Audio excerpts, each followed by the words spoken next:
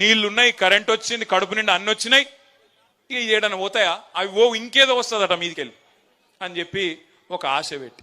మీరు ఒకటి జాగ్రత్తగా గమనించండి, కాంగ్రెస్ ఓడు బీజేపీడు అభివృద్ధి గురించి మాట్లాడలే, సూర్యాపేటలో వచ్చిన మెడికల్ కాలేజ్ గురించి మాట్లాడలే, ఈ పక్కనే కట్టిన ఎస్పీ ఆఫీస్ గురించి మాట్లాడలే, కొత్తగా జిల్లా అయింది, జిల్లా అధికారులందరూ ఇక్కడనే కూర్చుంటుండ్రు, నాకు నల్లగొండ పోయే బాధ తప్పింది అని మాట్లాడలే, కొత్త మండలాలైనా చెప్పలే, తాండాలు గ్రామ పంచాయతీలైనా యాద్ చేయలే, వాళ్ళు ఇదివరకు మాట ఇచ్చి తప్పిన మాట గుర్తు చేయలే.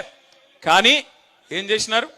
అసూయ, స్థానిక సర్పంచ్, ఎమ్మెల్యే దాకా కూడా కాదు, సర్పంచో ఎంపీటీసో జెడ్పీటీసో ఆయన ఇల్లు చదువుకుంటే కూడా చూసినావురా బగ్గ సంపాదిస్తుండు వీడు, ఈ ఎమ్మెల్యే ఎంత సంపాదిస్తుండో, ఇటువంటి ఇచ్కం బుచ్కం మాటలు మాట్లాడి రాష్ట్రంలో అందరి సంపద పెరిగింది. ఆనాడు కేసీఆర్ ప్రభుత్వం వచ్చినప్పుడు 4 లక్షలు 5 లక్షల ఎకరా ఉన్న భూమి మన ప్రభుత్వం దిగిపోయినాడు ఎంతుండే?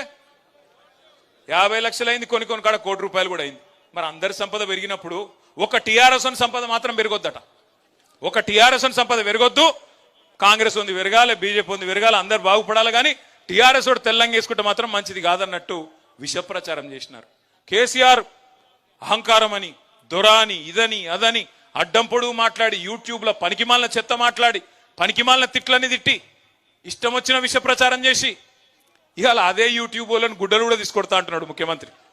ఏ యూట్యూబ్ని అడ్డం పెట్టుకొని ముఖ్యమంత్రి అయిండో ఈ సన్నాసి రేవంత్ రెడ్డి, ఇవాళ అదే యూట్యూబ్ వాళ్ళనట గుడ్డలు కూడా తీసుకొడతారట ఆయన దగ్గరికి వస్తే.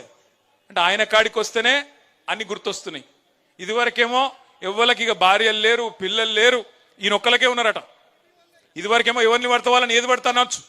ఒక్కొక్క కాన్స్టిట్యున్సీకి వచ్చి ఒక్కొక్క నాయకుడిని ఎంత అన్యాయంగా, ఎంత నీచాతి నీచంగా, ఎంత నికృష్టంగా, మాట్లాడలేని భాషలో వికృతంగా మాట్లాడి ప్రజల మనసులు ఖరాబ్ చేసి, నెత్తి ఖరాబ్ చేసి, లేని ఆశ పెట్టి, దురాశ పెట్టి అధికారంలోకి వచ్చినాం.